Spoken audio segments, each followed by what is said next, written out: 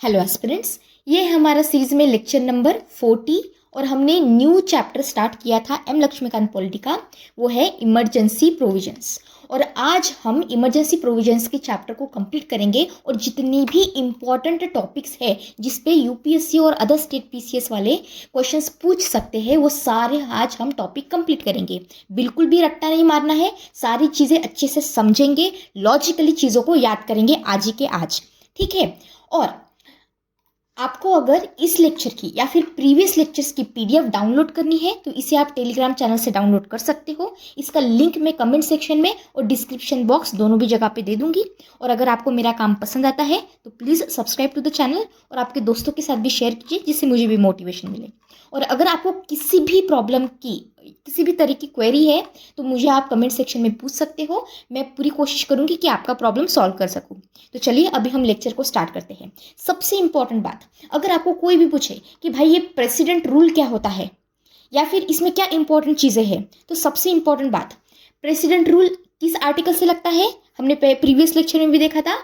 Article number जल्दी से बताइए, आर्टिकल 356 ऑफ द कॉन्स्टिट्यूशन। अब देखो, अगर कोई पूछे कि प्रेसिडेंट रूल क्या है तो उनको बोल देना कि देखो, जब स्टेट गवर्नमेंट, कोई भी स्टेट गवर्नमेंट हो, अब अगर स्टेट गवर्नमेंट फेल कर जाती है, if it fails to work as per the constitution of India, then centre क्या कर सकती है, डायरेक्ट कंट्रोल ले सकती है स्टेट एडमिनिस्ट्रेशन का। और इसे ही हम क्या कहते हैं, स्टेट इमरजेंसी। इसे हम कॉन्स्टिट्यूशनल इमरजेंसी भी बोलते हैं या फिर प्रेसिडेंट रूल भी बोलते हैं। It's very common. और सेंट्रल गवर्नमेंट क्या करता है, ये रन करता है स्टेट थ्रू द गवर्नर।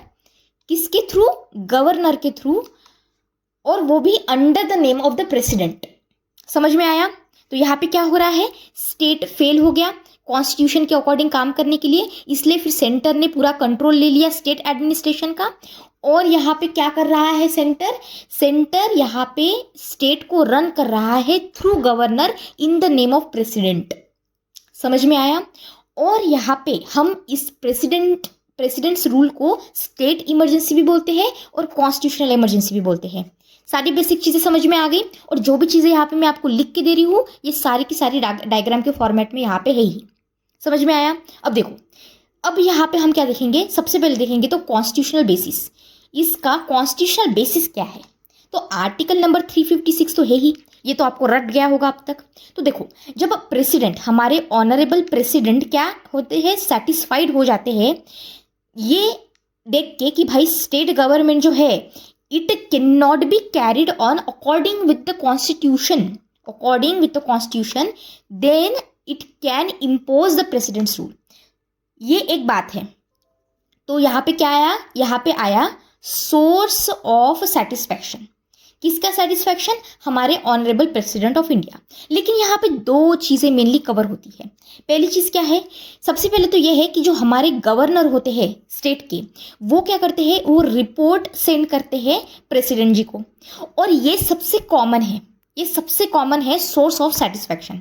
देखो यहाँ पे मैंने क्या बोला था कि अगर प्रेसिडेंट जी को, हमारे प्रेसिडेंट जो है, इनको अगर सेटिस्फाई हो जाए ये चीज़ कि भाई जो स्टेट है, ये पर्टिकुलर स्टेट, लेट्स से for example hypothetical speaking Tamil Nadu, तो तमिलनाडु क्या कर रही है कि कॉन्स्टिट्यूशन के अकॉर्डिंग काम नहीं कर पा रही है, ये सेटिस्फाइड हो गए प्रेसिडेंट, तो ये क्या करेंगे, तमिलनाडु में लगाएंगे प्रेसिडेंशियल रूल।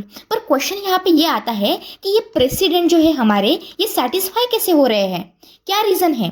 तो यहाँ पे दो मेन रीज़न है। पहला क्या है कि पहले तो हमारे जो गवर्नर थे तमिलनाडु के, यहाँ पे हाइपोथेटिकल एग्जांपल ले रही हूँ मैं, तो गवर्नर जो है तमिलनाडु के, इन्होंने रिपोर्ट सेंड कर दी प्रेसिडेंट को और इन्होंने ये बोला कि देखिए ये जो तमिलनाडु गवर्नमेंट है ये ठीक से काम ही नहीं कर रही है कॉन्स्टिट्यूशन के अकॉर्डिंग। ठीक है, ये पहला हो गया और ये सबसे मोस्ट कॉमन है, ये बहुत ही कॉमन है।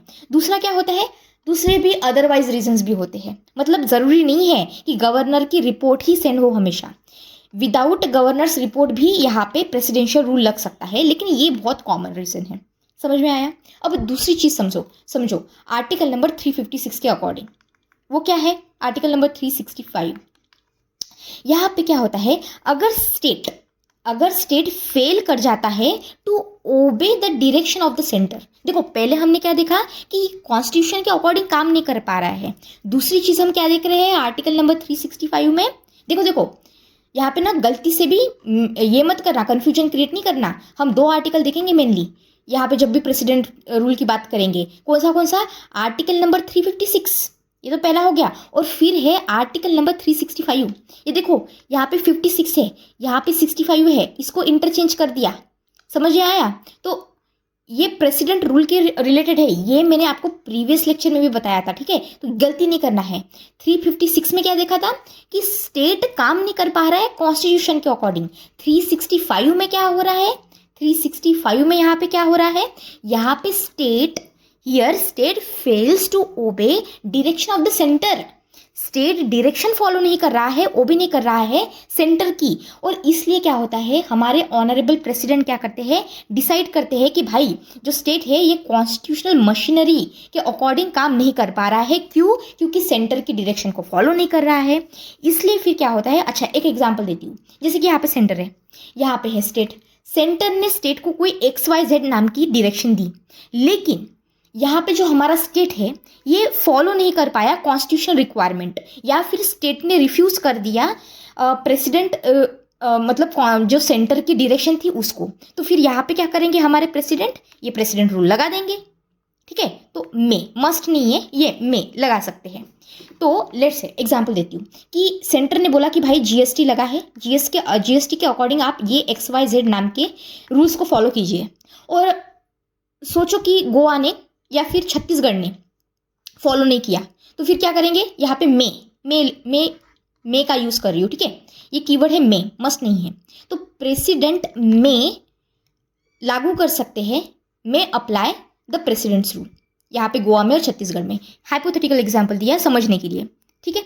अब देखो ग्राउंड क्या है, आप किस ग्राउंड पे ये लगा रहे हो, तो ग्राउंड समझना बहुत ज़रूरी है। किस ग्राउंड पे, तो सबसे पहले ग्राउंड जो हमारे प्रेसिडेंट है वो रूल इम्पोज कर सकते हैं कब। पहली बात तो बहुत इजी है, बहुत ही सिंपल, अभी रिपीटेटिव लगेंगे आप लोगों को, लेकिन आप कभी भूलोगे नहीं। पहला क्या है, स्टेट गवर्नमेंट फेल हो गई फॉलो कॉन्स्टिट्यूशन, आर्टिकल नंबर देखा हमने 356 का। दूसरा क्या हुआ, state does not comply with the centres direction, centre की डायरेक्शन मानी नहीं, ये कब आया, आर्टिकल नंबर 365 में, ठीक है। अच्छा अब हो सकता है कि आपको आर्टिकल नंबर 356 और आर्टिकल नंबर 365 में कन्फ्यूजन हो, तो इसकी ट्रिक बताती हूँ याद करने की। देखो 356 में क्या आता है, 5, ये हिंदी वाला 5 लेना, 5 पी से है, पी, तो पी से 5, पहले 5 आया और प्रेसिडेंट्स रूल, ऐसे याद रखो। और 365 में क्या हो रहा है, दूसरे नंबर पे 6 आता है। 6 थोड़ा सा सीजे से दिखता है ना, सी को अगर ऐसे लगा दो तो ये तो 6 हो जाएगा, तो सी से सेंटर, ठीक है। तो मतलब ये सेंटर के रिलेटेड है आर्टिकल नंबर 365, ऐसे याद रखो। छोटी छोटी हिंट चाहिए बस, छोटी हिंट से ही सारी चीज़ें याद रह जाएगी आपको। तो ये समझ में आया। तो पहला ग्राउंड तो ये है, कॉन्स्टिट्यूशन का नहीं माना। दूसरा क्या है, सेंटर की गाइडलाइंस फॉलो नहीं की स्टेट ने। फिर क्या है, तीसरी बात ये हो सकती है कि पॉलिटिकल इंस्टेबिलिटी आ गई। समझ में आया। हंग असेंबली आपको मैंने प्रीवियस लेक्चर में भी बताया था, जल्दी से मुझे कमेंट सेक्शन में बताइए हंग असेंबली का मैंने मीनिंग क्या बताया था, ठीक है। उसके बाद क्या है, ब्रेकडाउन हो गया, कोएलिशन गवर्नमेंट थी यहाँ पे किसी स्टेट में, उसका फिर ब्रेकडाउन हो गया। या फिर जो CM है, चीफ मिनिस्टर है, उन्होंने क्या कर दिया, मेजोरिटी लूज कर दी। देखो अभी रिसेंट एग्जाम्पल है महाराष्ट्र गवर्नमेंट, महाराष्ट्र में जो पॉलिटिकल इंस्टेबिलिटी आई थी, it is a very good example to understand this.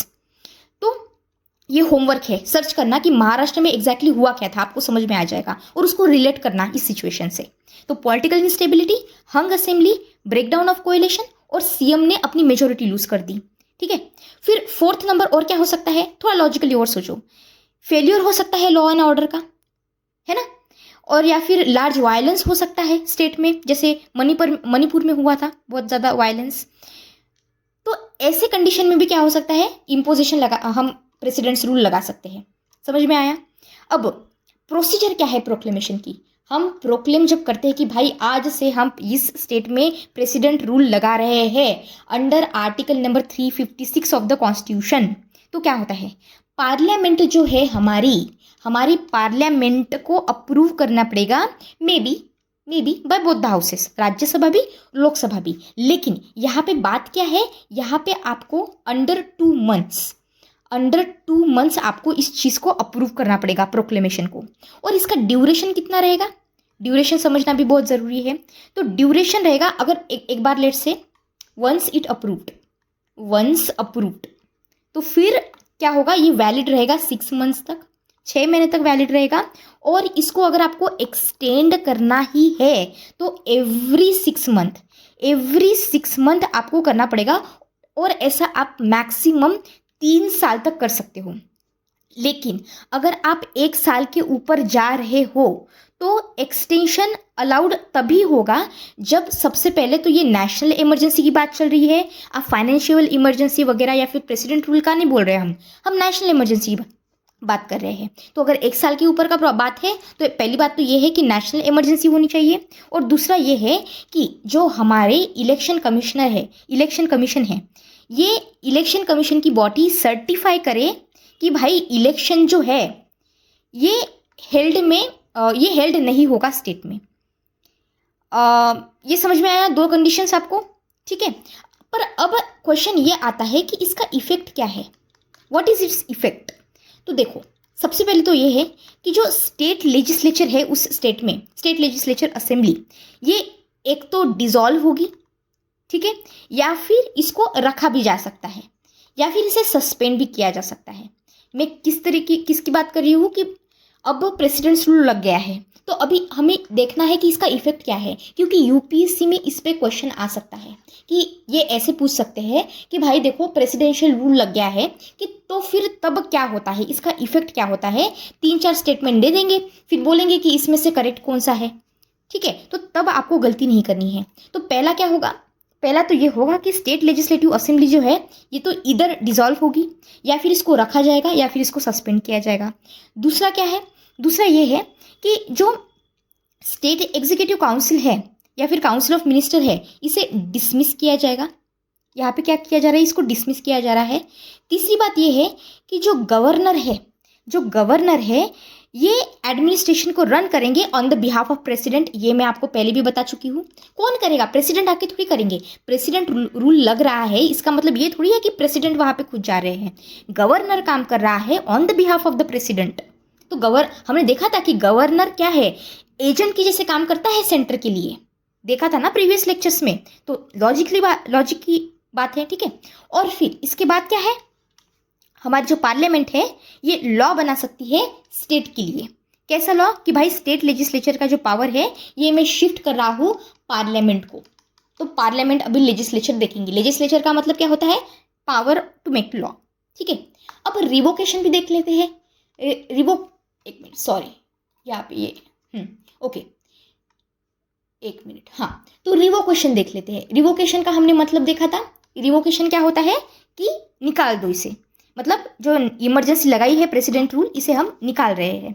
तो रिवोकेशन कैसे होगा, पहली बात तो ये है कि जो हमारे प्रेसिडेंट है ये विदाउट पार्लियामेंट्स अप्रूवल, यहाँ पे गलती नहीं करना, इसको याद रखना, नहीं तो कैसे स्टेटमेंट पे यूपीएससी पूछ लेगा और आप इसको गलत कर दोगे। तो यहाँ पे प्रेसिडेंट क्या कर सकता है, इसे रिवोक कर सकता है without parliaments approval any time. ऐसा नहीं है कि 6 महीने होना चाहिए, 4 महीने होना चाहिए, नहीं, एनी टाइम। दूसरा क्या है, as soon as government form state, let's say state government, अब देखो जैसे ही यहाँ पे रिवोक हो गया तो यहाँ पे क्या होगा, स्टेट गवर्नमेंट फॉर्म हो जाएगी वहाँ पे उस पर्टिकुलर स्टेट में। देखो अगर तमिलनाडु में यहाँ पे प्रेसिडेंट रूल लगा था और इसको हमने रिवोक कर दिया, तो as soon as it will revoke, यहाँ पे क्या होगा, स्टेट गवर्नमेंट फॉर्म करेंगे, ठीक है। अब देखो, क्योंकि रिवोकेशन हो गया है, अब देखो सेफगार्ड्स समझते हैं। सेफगार्ड्स क्या है, सबसे पहले तो ये है, हमने प्रीवियस लेक्चर में भी देखा था, लेकिन अभी थोड़ी सी रिवीजन हो जाएगी आपकी। 42nd कॉन्स्टिट्यूशनल अमेंडमेंट एक्ट देखा था हमने, इसका ईयर कैसा याद किया था हमने, 42। तो इसका ईयर किसे याद किया था हमने, 4 + 2 = 6, तो 1976। इसका सेफगार्ड क्या कहता है, it made president's satisfaction final. President's का सेटिस्फैक्शन क्या होता है, हमने अभी देखा था 5 मिनट पहले। तो प्रेसिडेंट का जो सेटिस्फैक्शन है इसे फाइनल किया था और इसे बियॉन्ड जूरिसडिक्शन डाला था, जुडिशियल रिव्यू डाला था। इसका मतलब ये है कि हम कोर्ट में नहीं जा सकते, तो जुडिशियल रिव्यू के बियॉन्ड इसे डाल दिया था 42nd कॉन्स्टिट्यूशन अमेंडमेंट एक्ट ने 1976 को, और प्रेसिडेंशियल की सेटिस्फैक्शन को फाइनल कर दिया था। मतलब कि प्रेसिडेंट की सेटिस्फैक्शन को क्या करा जाएगा, बेसिस माना जाएगा इम्पोज करने के लिए इमरजेंसी। लेकिन इसके बाद क्या आया, हीरो जैसे कौन आया, हीरो जैसे आया हमारा 42nd कॉन्स्टिट्यूशन अमेंडमेंट एक्ट। इसे कैसे याद किया था, 4 + 4 = 8, तो 1978। यहाँ पे क्या किया गया था, हमने रिस्टोर किया किसे, हमारी जुडिशियल रिव्यू को। यानी कि आप अभी कोर्ट में जा सकते हैं, एग्जामिन कर सकते हैं कि भाई ये जो प्रेसिडेंट्स रूल आपने लगाया है, ये इम्पोज किया है, वो आपने मिसयूज किया है या फिर सही से इसे लगाया है कि नहीं लगाया है। समझ में आया, तो इम्पोज इट प्रॉपरली और नॉट। अब देखो इसके रिलेटेड एक बहुत इम्पॉर्टेंट क्या कहते हैं, एक लैंडमार्क जजमेंट आया था जिसे हमने प्रीवियस लेक्चर में भी देखा था। वो था SR Bommai case. SR Bommai case of कब का था, 1994 का। और SI Bommai case it's a very important and landmark judgement, क्योंकि यहाँ पे प्रेसिडेंट रूल के रिलेटेड इतनी सारी बातें बोली गई, तो ये सारी बातें आपको पता होनी चाहिए। देखो पहली बात तो ये है कि SR बोमाई केस में कौन सी चीज़ें बोली गई रिलेटेड टू प्रेसिडेंट्स रूल, ये समझना और याद रखना ईजी है। समझ में आया, और आपको ये सारी चीज़ें लॉजिकली याद रखनी है। आप इसको 2-3 बार भी पढ़ लोगे तो भी आपको सारी चीज़ें याद हो जाएगी, और मैं इसको रिपीट मल्टीपल टाइम्स करूँगी जिससे कि आपको फिर प्रॉब्लम ना हो। तो SR बोमाई केस समझना है, 1994 का है, प्रेसिडेंट रूल के रिलेटेड है। देखते हैं कि क्या क्या बोला गया इसमें। लैंडमार्क जजमेंट है। पहली बात तो इन्होंने ये बोली कि भाई प्रेसिडेंट का जो रूल है, आप जो प्रेसिडेंट रूल लगा रहे हो, स्टेट इमरजेंसी, कॉन्स्टिट्यूशनल इमरजेंसी, जो बोलना है बोलिए, इसे अगर आप लगा रहे हो तो ये सब्जेक्ट रहे, इसको हम it will be subjective to the judicial review. मतलब कि जुडिशियल रिव्यू होगा, देखा जाएगा कि प्रेसिडेंट रूल आपने लगाया है ये सही है, जस्टिफाइड है कि नहीं है। समझ में आया, क्यों कर रहे हैं, लॉजिक लगाओ, थोड़ा सा सोचो। क्योंकि हम मिसयूज को टाल सके। टोटालिटेरियन गवर्नमेंट नहीं चाहिए हमको, पुलिस स्टेट नहीं चाहिए, कोई मिसयूज नहीं होना चाहिए इसका। समझ में आया, हमारी स्टेट की ऑटोनॉमी भी इंपॉर्टेंट है, कोऑपरेटिव फेडरलिज्म भी इंपॉर्टेंट है, स्टेट की ऑटोनॉमी भी इंपॉर्टेंट है, फेडरल स्ट्रक्चर भी इंपॉर्टेंट है। समझ में आ रहा है, तो ये एक बात। दूसरा क्या बोला गया, दूसरा ये बोला गया कि प्रेसिडेंट जो है ये डिसॉल्व नहीं कर सकते, क्या नहीं डिसॉल्व कर सकते, स्टेट असेंबली को बिफोर पार्लियामेंट अप्रूवल। तो ये क्या हुआ कि प्रेसिडेंट, हमारे जो प्रेसिडेंट है, ऑनरेबल प्रेसिडेंट, इनको अगर डिसॉल्व करना है स्टेट असेंबली को, तो सबसे पहले आपको पार्लियामेंट का अप्रूवल लगेगा, otherwise you can not do it. ये किसने बोला, ये बोमाई केस ने, SR बोमाई केस ऑफ 1994। ठीक है। तीसरी बात क्या बोली, ये बोला कि भाई majority should be tested on the floor of the assembly.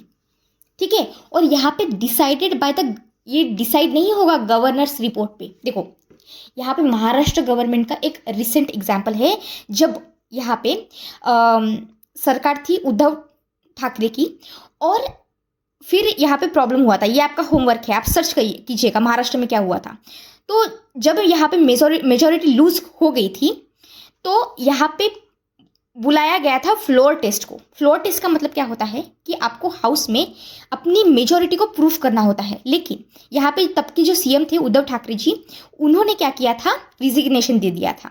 तो देखो फ्लोर टेस्ट यहाँ पे देना होता है। तो यहाँ पे और एक बात बोली गई इस केस में कि गवर्नर का जो रिपोर्ट है, ये आप गवर्नर की रिपोर्ट पे, सिर्फ और सिर्फ गवर्नर की रिपोर्ट पे ये डिसाइड नहीं कर सकते कि भाई यहाँ पे मेजॉरिटी रहेगी कि नहीं रहेगी।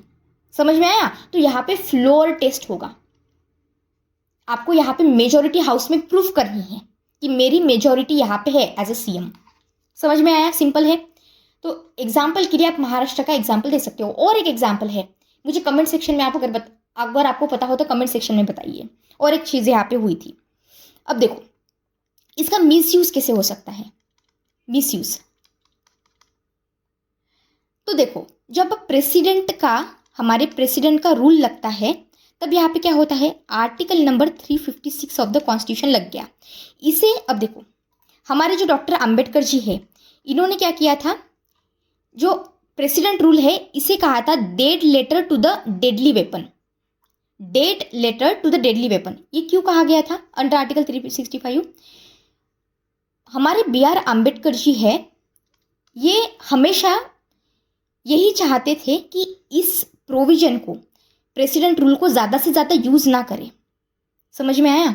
तो he hoped it would be use rarely, लेकिन ये भी समझते थे कि इसका प्रैक्टिस में इम्पोर्टेंस है टू सम एक्सटेंट, लेकिन इसका मिस यूज ना हो फॉर पॉलिटिकल रीजंस। ये हमेशा डॉक्टर B.R. आम्बेडकर कहते थे।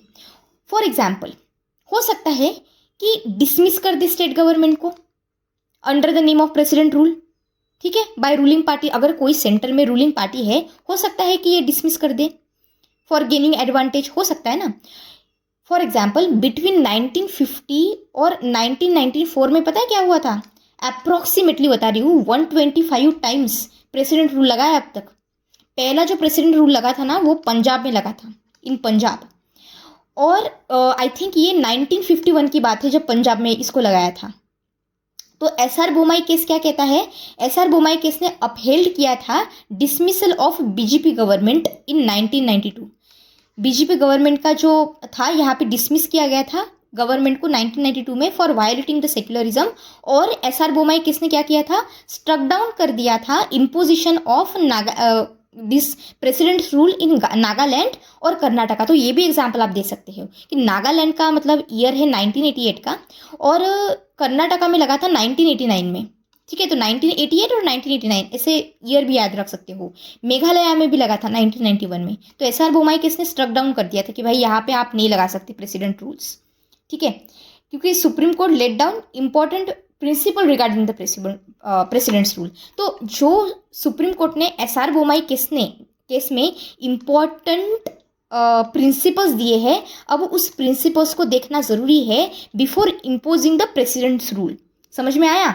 सबसे पहले तो जल्दी से रिवाइज कीजिए मेरे साथ, क्या किया था हमने? जुडिशियल रिव्यू को अलाउ किया था SR बोमाई केस में। दूसरा क्या था कि अब प्रेसिडेंट, अगर हमारे ऑनरेबल प्रेसिडेंट अगर कोई एक्ट पास करते हैं ऑन रिलेवेंट मटेरियल, तो देखो ये जो रिलेवेंट मटेरियल है ये किसी मालाफाइड मतलब क्या कि किसी बैड, देखो यहाँ पे मालाफाइड लिखती हूँ मैं, मालाफाइड इसका मतलब क्या हुआ? बैड फेथ, किसी गलत इंटेंशन से, खराब कारण की वजह से इस ग्राउंड पे आप प्रेसिडेंट रूल नहीं लगा सकते। अगर आप ऐसा लगाएंगे, अगर हमें समझ में आया, हमें कोर्ट को लगा कि रीज़न सही नहीं है, तो हम इस प्रेसिडेंट रूल को स्ट्राइक डाउन कर देंगे, ठीक है। तीसरा क्या है कि जो बर्डन है सेंटर पे, यूनियन गवर्नमेंट क्या करती है? यूनियन गवर्नमेंट को मस्ट है कि ये प्रोवाइड करे रिलेवेंट मटेरियल जो जस्टिफाई कर रहा है प्रोक्लेमेशन ऑफ प्रेसिडेंट्स रूल। आप प्रेसिडेंट रूल्स ऐसे ही नहीं लगा सकते, आप जिस मटेरियल पे इसको लगा रहे हो ये जस्टिफाइबल होना चाहिए, और आपको इसको प्रूफ करना है यूनियन गवर्नमेंट को कि हाँ ये जो है मैटर है ये रिलेवेंट है, हम ऐसे ही नहीं लगा रहे हैं। दूसरी बात क्या है कि जो कोर्ट का रोल है, ये जो कोर्ट का रोल है ये लिमिटेड है। बोमाई केस ने ये भी बोला था कि कोर्ट का रोल लिमिटेड है। अब आप यहाँ पे कंफ्यूज हो सकते हो, आप ये बोल सकते हो कि मैम आपने अभी बोला कि कोर्ट का जुडिशियल रिव्यू लगेगा और आप अब ये बोल रहे हो कि कोर्ट का रोल लिमिटेड रहेगा, ये क्या बात हुई? तो देखो, जब मैं बोल रही हूँ कि कोर्ट का रोल लिमिटेड रहेगा, मैं ये कहना चाहती हूँ ये प्राइमरीली दो चीज़ों की वजह से किया जा रहा है। पहला रीज़न क्या है कि इनको प्रिवेंट करना है मिसयूज़ ऑफ आर्टिकल 356। बहुत ज़रूरी है कि मिसयूज़ ना करें प्रेसिडेंशियल रूल का। दूसरा क्या है, हम लिमिट करके क्या कर रहे हैं पता है? हम रिस्पेक्ट कर रहे हैं सेपरेशन ऑफ पावर। समझ में आया? तो ये पॉइंट भूलना नहीं है आपको। हम रिस्पेक्ट कर रहे हैं सेपरेशन ऑफ पावर बिटवीन, जल्दी से बताइए, लेजिस्लेचर, एग्जीक्यूटिव, जुडिशियरी। तो इसलिए हम क्या कर रहे हैं? लिमिटेड रोल रख रहे हैं कोर्ट का, लेकिन हम इसका मतलब ये नहीं है कि इसको कंप्लीटली अवॉइड कर रहे हैं। हम क्या कर रहे हैं? बैलेंस एस्टैब्लिश करने की कोशिश कर रहे हैं। तो court can not question over the correctness के ऊपर आप क्वेश्चन नहीं पूछ सकते, एडिक्वेसी ऑफ मटेरियल के ऊपर क्वेश्चन नहीं पूछ सकते।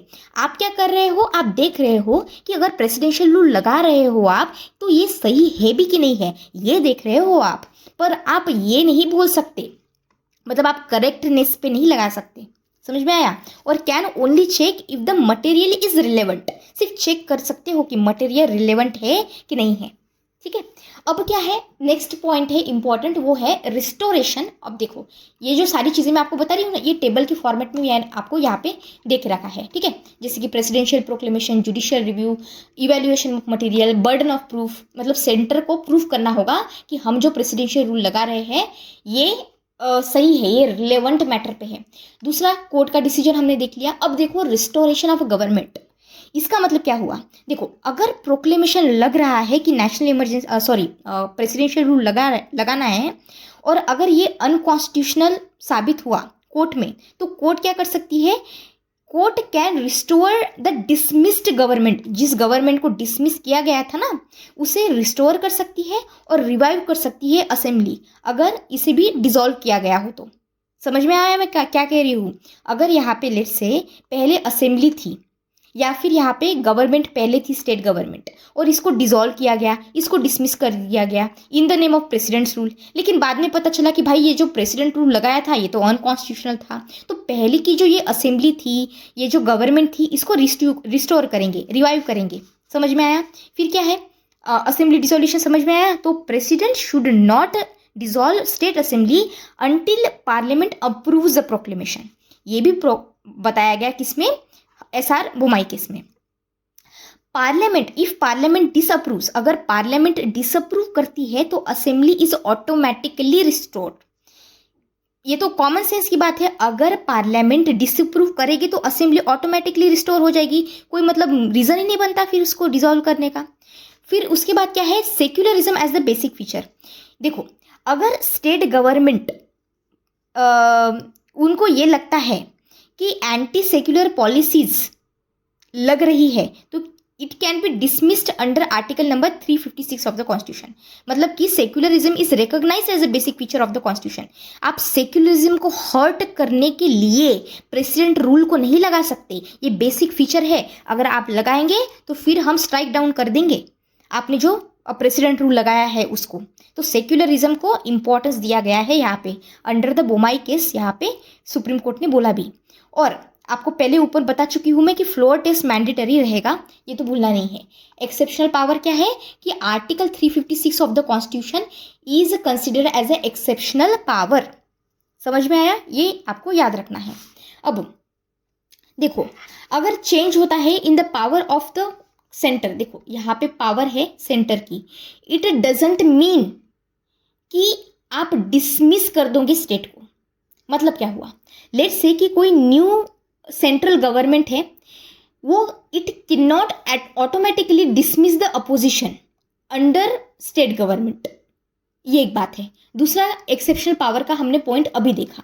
अब देखो, ये चीज़ होने के बाद आपको समझना है, अब ये जो सारी चीज़ें आपको बताई ये यहाँ पे मैंने टेबल के फॉर्मेट में दे दी है। अब देखो, यहाँ पे आपको एक इम्पॉर्टेंट पॉइंट समझना है, वो है फाइनेंशियल इमरजेंसी का। हमने देखा था कि फाइनेंशियल इमरजेंसी अब तक कभी भी नहीं लगी है। कितनी बार लगी है फाइनेंशियल इमरजेंसी? फाइनेंशियल इमरजेंसी लगी है 0 बार। तो इसका आर्टिकल कैसे याद रखोगे आप? आर्टिकल नंबर जल्दी से बताइए, 360।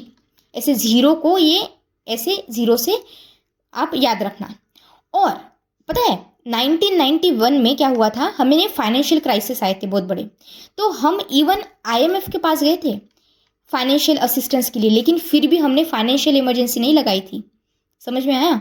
तो देखो, सबसे पहले तो ये समझना ज़रूरी है कि फाइनेंशियल इमरजेंसी जो है ये किस ग्राउंड पे आप लगा रहे हो, तो इसका ग्राउंड क्या है? तो ग्राउंड ये है कि जो प्रेसिडेंट है, सबसे पहले तो ये इंपॉर्टेंट बात है कि जो हमारे ऑनरेबल प्रेसिडेंट होते हैं ये डिक्लेयर करते हैं फाइनेंशियल इमरजेंसी को। कब करते हैं? जब फाइनेंशियल स्टेबिलिटी, कंट्री की फाइनेंशियल स्टेबिलिटी या फिर क्रेडिट जो होता है ये थ्रेटन होता है, तब लगाई जाती है। तो देखो, इसके related article constitution amendment act आया था 38 नाम का, 38th कॉन्स्टिट्यूशन अमेंडमेंट एक्ट आया था। कब आया था? 1975 में। और ये यहाँ पे मैंने वैसे दिखाई है। और इसमें क्या हुआ था, इसमें प्रेसिडेंट जी के सेटिस्फैक्शन मतलब डिसीजन जो भी बोले आप, इसको फाइनल किया गया था और कॉन्क्लूसिव किया गया था। और जो जुडिशियल रिव्यू है इसको हटा दिया था। किसमें हटा दिया था? 38th constitutional amendment act of 1975 में। याद कीजिए 1975 का एरा किनका है? हमारे honourable former prime minister of India Indira Gandhi ji का, ये भूलना नहीं आपको। तो क्या इसको लगाया गया, जुडिशियल रिव्यू हटाया गया। फिर क्या हुआ, फिर हमने लाया 44th कॉन्स्टिट्यूशनल अमेंडमेंट एक्ट। इसमें हमने क्या किया, 44 तो भाई सुपर हीरो है, इसने क्या किया, इसने रिस्टोर कर दिया जुडिशियल रिव्यू को। अब तो इतनी बार बता चुकी हूँ आपको तो याद हो गया होगा। तो जुडिशियल रिव्यू क्या हुआ, रिस्टोर हो गया। और कोर्ट ने क्या कहा कि ये क्वेश्चन कर सकती है कि भाई आपने जो ये फाइनेंशियल इमरजेंसी लगाई है ये सही भी है कि नहीं है, ये जस्टिफाइड भी है कि नहीं है। ठीक है, अब देखो इसके बाद क्या होता है। दूसरी बात ये है, अब तो समझते हैं कि step to implement the financial emergency, ये समझना भी ज़रूरी है। तो पहले क्या होता है, पहले होता है प्रोक्लेमेशन इशूड। ऑब्वियस सी बात है, लॉजिक की बात है कि पहले प्रोक्लेमेशन इशू होगा कि हमको फाइनेंशियल इमरजेंसी लगानी है, हम प्रोक्लेम कर रहे हैं। तो क्या होता है, पार्लियामेंट्री अप्रूवल की ज़रूरत होती है। तो पार्लियामेंट मस्ट, ये पार्लियामेंट अप्रूव हो रहा है ना, यहाँ पे कीवर्ड है मस्ट, करना ही होगा, अप्रूव करना होगा both the houses of the parliament with in the 2 months, 2 महीने के अंदर अंदर। ठीक है, और स्पेशल केसेस में अगर लोकसभा डिसॉल्व हो जाती है, हो सकता है ना कि लोकसभा डिसॉल्व हो जाए, तो फिर तब क्या करेंगे, तब then proclamation survives until 30 days, 30 days तक ये सर्वाइव करेगा from the first sitting of new Lok Sabha. आपको याद होगा मैंने आपको बोला था यहाँ पे 2 महीने का टाइम पीरियड है और 30 days जब रहते हैं तब from the first sitting of Lok Sabha यहाँ पे राज्यसभा काम करती है। राज्यसभा तब तक इसको अप्रूव करती है, अप्रूव करते ये जो अप्रूवल है इसको जिंदा रखती है राज्यसभा तब तक। और फिर डिसॉल्व तो हो गई थी यहाँ पे लोकसभा पहले, अब तब तक राज्यसभा ने इसको अप्रूव कर दिया और इस प्रोक्लेमेशन को जिंदा रखा। फिर क्या हुआ, लोकसभा आई, न्यू लोकसभा, और इसने फिर क्या किया, इसने इसको अप्रूवल दे दिया। अब ये अप्रूव करेगी डिसअप्रूव करेगी वो डिपेंड करता है। हाइपोथेटिकल स्पीकिंग इसको अप्रूव कर देते हैं तो फिर ये और आगे जाएगा। अब इसके बाद आपको ये समझना है कि भाई इसका ड्यूरेशन क्या है। तो ये ड्यूरेशन इसका है इनडेफिनेटली, कि मतलब ऐसा नहीं है कि 6 महीने तक रहेगा, 1 साल तक रहेगा, नहीं, इनडेफिनेटली रहता है। और कोई मैक्सिमम पीरियड फिक्स नहीं होता है, और कोई ज़रूरत नहीं होती है कि अगर आपको इसको रिपीट करना है लेट से, तो कोई ज़रूरत नहीं है पार्लियामेंट्री अप्रूवल की, रिपीटेड अप्रूवल की। ठीक है, क्योंकि देखो आपको याद होगा हमने प्रीवियस लेक्चर में देखा था कि जब हम नेशनल इमरजेंसी देख रहे थे या फिर प्रेसिडेंट्स का रूल देख रहे थे, प्रेसिडेंट रूल, यहाँ पे अप्रूवल की ज़रूरत थी पार्लियामेंट के। लेकिन यहाँ पे जब फाइनेंशियल इमरजेंसी लगती है तो ऐसी कोई भी अप्रूवल की ज़रूरत नहीं है। तो यहाँ ये चीज़ आपको याद रखनी है, क्योंकि अगर आपको यूपीएससी में क्वेश्चन पूछ ले स्टेटमेंट में तो गलती नहीं करनी है, फाइनेंशियल इमरजेंसी में ये पकड़ लेंगे आपको।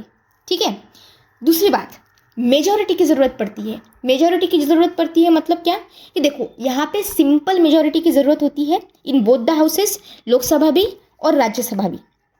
ठीक है, तो और अगर प्रेसिडेंट, हमारे ऑनरेबल प्रेसिडेंट जी को फाइनेंशियल इमरजेंसी को रिवोक करना है मतलब रिमूव करना है, निकाल देना है, तो ये एनी टाइम कर सकते हैं, कभी भी कर सकते हैं।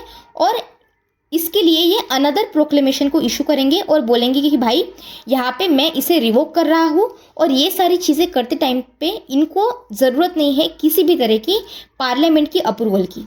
समझ में आया? अब देखो हमें समझना है कि इसका इफेक्ट क्या है। इसका इफेक्ट समझना, फाइनेंशियल इमरजेंसी का इफेक्ट समझना और स्टेप समझना भी बहुत ज़रूरी है। सबसे पहला तो ये है कि जो सेंटर है ये पूरा कंट्रोल ले लेती है स्टेट के ऊपर, तो सेंटर का कंट्रोल बढ़ जाता है स्टेट के ऊपर। दूसरा ये है कि सेंटर फाइनेंशियल डायरेक्शन दे सकती है स्टेट को। क्या बोल सकती है कि भाई आप ये जो फाइनेंशियल डायरेक्शन है ये ऐसे से लगाइए, सैलरी को कम कीजिए, इस टैक्स को आप कलेक्ट मत कीजिए, कलेक्ट किया है तो इतने % कीजिए। समझ में आ रहा है? ऐसे एग्जाम्पल दे रही हूँ, हाइपोथेटिकल एग्जाम्पल समझने के लिए। दूसरा क्या है, दूसरा हमें ये समझना है कि इम्पैक्ट क्या है ऑन द स्टेट। मतलब क्या है कि जो डायरेक्शन दिए जा रहे हैं स्टेट को, ये क्या क्या इंक्लूड कर सकते हैं। मैंने अभी आपको बताया, सैलरीज को कम कीजिए, अलाउंसेस को कम कीजिए, या फिर स्टेट लेजिस्लेचर में अगर आप कोई मनी बिल को या फिर फाइनेंशियल बिल को पास कर रहे हो तो उसके लिए आपको प्रेसिडेंट जी, हमारे जो ऑनरेबल प्रेसिडेंट है, उनका कंसिडरेशन लगेगा before you want to make it a law. तो अपने मन से आप बिल को लॉ नहीं बना सकते, स्पेशली मनी बिल और फाइनेंशियल बिल। और अगर आपको ये करना है तो आपको सबसे पहले प्रेसिडेंट का कंसिडरेशन लगेगा, मतलब लगेगा। तीसरा क्या है, impact on the union. Impact on union क्या हो रहा है? अब देखो, प्रेसिडेंट हमारे मस्ट नहीं बोल रही हूँ मैं यहाँ पे, प्रेसिडेंट में order reduction of the salaries plus allowances of all या फिर any class of person serving in union. मतलब यूनियन गवर्नमेंट के जो कर्मचारी है, इनकी सैलरी आप रिड्यूस कर सकते हैं सेंटर के लेवल पे। समझ में आया? इसके साथ साथ जो जजेस होते हैं हमारे सुप्रीम कोर्ट के, हाई कोर्ट के, इनकी भी सैलरी कम की जा सकती है। तो ये इफेक्ट होते हैं। लेकिन अब इसके बाद ये बात समझनी ज़रूरी है कि इसका क्रिटिसिज्म भी होता होगा। तो हाँ, बिल्कुल इसका क्रिटिसिज्म भी होता है। जैसे कि देखो, हमारे एक कॉन्स्टिट्यूशनल मेंबर्स हैं और सब कॉन्स्टिट्यूशन मेंबर्स को याद रखने की ज़रूरत नहीं है। कुछ ही कॉन्स्टिट्यूशन मेंबर्स है जिनको याद रखना है, वो भी इसलिए क्योंकि अगर आपको मेंस में क्वेश्चन पूछ ले तो आप उसे मेंशन कर सको। तो क्रिटिसिज्म में आपको H.N. कुंजरू को याद रखना है। अब इन्होंने क्या बोला था? इन्होंने सिर्फ ये बोला था कि भाई ये थ्रेटन कर सकता है financial autonomy of the state. ठीक है, इससे क्या हो रहा है? प्रेसिडेंशियल रूल, फाइनेंशियल रूल या फिर नेशनल इमरजेंसी, इससे क्या हो रहा है? स्टेट की ऑटोनॉमी थ्रेटन हो रही है। ये किसने बोला था? H.N. कुंजरू ने बोला था। इसके बाद KV, यहाँ पे लिखती हूँ मैं, H.V. कामत। H.V. कामत नाम के एक मेंबर थे हमारे कॉन्स्टिट्यूशनल असेंबली में। उन्होंने क्या बोला? उन्होंने ये बोला कि जब आप इमरजेंसी प्रोविजंस लगाते हो तो इसकी वजह से क्या होता है, एक खतरा रहता है किसका? कि भाई जो प्रेसिडेंट है या फिर एग्जीक्यूटिव है, ये डिक्टेटर ना बन जाए, ये टोटालिटेरियन या फिर पुलिस स्टेट में ना चली जाए, और जो राइट्स और लिबर्टीज होती है ये वैनिश ना हो जाए। ठीक है, फिर KT शाह आए। ठीक है, KT शाह ने क्या बोला कि भाई, इन्होंने तो ये कह दिया कि जो आप ये सब लगा रहे हो, इमरजेंसीज लगा रहे हो, it is a chapter of reaction and regression. ये रिग्रेशन है और सेंटर को आप बहुत ज़्यादा पावर दे रहे हो for handling the state as well as people. ठीक है, और TT कृष्णमाचारी जी ने क्या कहा था? इन्होंने वार्न किया कि भाई ये कॉन्स्टिट्यूशनल डिक्टेटरशिप के पास जा सकता है। ठीक है, तो ये सारी चीज़ें हैं। 2-3 एग्जाम्पल्स बस याद रखना, वो भी मेंस में लिखने के लिए, और कुछ नहीं है। ठीक है, ये सारी चीज़ें हैं, ये मैं वैसे आपको टेबल के फॉर्मेट में अभी बता चुकी हूँ। दूसरी बात ये है कि इस प्रोविजन को कुछ मेंबर्स ने सपोर्ट भी किया था। अब सपोर्ट किसने किया है? फॉर एग्जाम्पल अल्लादी कृष्णामाचारी अय्यर, इन्होंने क्या कहा कि भाई ये जो है प्रोविजंस, इमरजेंसी प्रोविजंस एक्सेट्रा, ये लाइफ ब्रेथ है ऑफ कॉन्स्टिट्यूशन। फिर महावीर त्यागी जी ने क्या कहा? ये सेफ्टी वाल्व की जैसा काम करता है to protect the constitution of India. और सबसे इम्पॉर्टेंट जो है, जो आपको बिल्कुल नहीं भूलना है, वो है हमारे BR आम्बेडकर जी। इन्होंने क्या कहा? इन्होंने डिफेंड किया inclusion of this emergency provisions, लेकिन इसके साथ साथ इन्होंने पॉसिबिलिटी भी एडमिट की कि भाई इस चीज़ का मिसयूज हो सकता है फॉर द पॉलिटिकल पर्पस।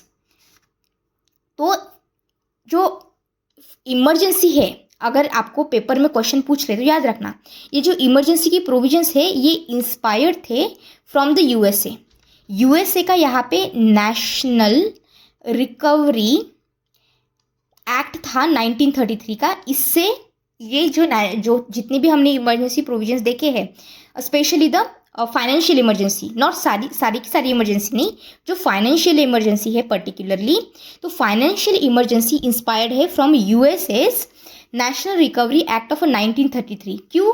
क्योंकि इस टाइम पे ना ग्रेट डिप्रेशन आया था। ठीक है, तो ऐसे याद रखना कि ग्रेट डिप्रेशन आया था और यूएसए ने फिर क्या किया था, नेशनल रिकवरी एक्ट लाया था 1933 में, और वहाँ से ही हमने ये फाइनेंशियल इमरजेंसी का जो प्रोविज़न है इसे लिया था। ठीक है, ये याद रहेगा आपको। ओके, तो हमने जितनी भी इंपॉर्टेंट चीज़ें थी ये सारी चीज़ें इस चैप्टर के रिलेटेड देख ली है। आज ही के आज इसे आप रिवाइज करना और रिकॉल करना विदाउट टेकिंग एनी स्ट्रेस। और अगर आपको मेरा काम पसंद आता है तो please subscribe to the channel, आपके दोस्तों के साथ भी शेयर कीजिए। अगर आपको कोई क्वेरी है तो प्लीज़ मुझे कमेंट सेक्शन में बताइए। Thank you so much, God bless you all.